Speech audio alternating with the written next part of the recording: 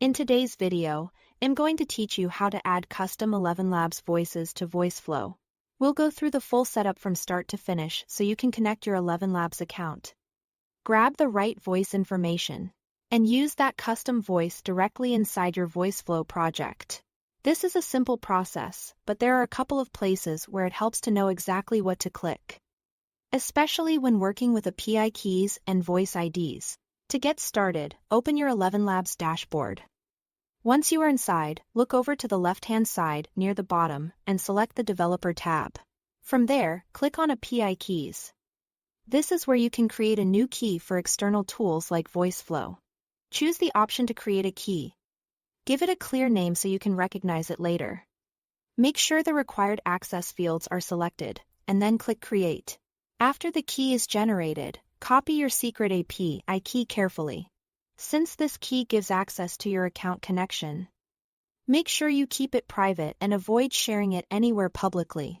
Next, switch over to your Voiceflow project. Open the project you want to work with. Then go to Project Settings from the bottom area of the interface. Inside Project Settings, navigate to the Integrations tab. You should see the Elevenlabs integration listed there. Click Connect, then paste in the API key you copied from Elevenlabs. This links your Voiceflow project to your Elevenlabs account, which is what allows Voiceflow to access your available voices. Once the integration is connected, the next thing you need is your specific voice ID. To find that, go back to Elevenlabs and open the Voices tab. Locate the custom voice or cloned voice you want to use. Click the three dots next to that voice to open its menu, then choose the option to copy the voice ID. This ID is important because it tells Voiceflow exactly which Elevenlabs voice to generate speech with. Now return to Voiceflow.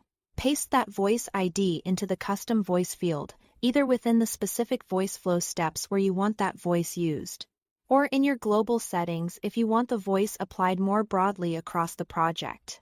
This gives you flexibility depending on whether you want one consistent voice or different voices in different parts of your assistant.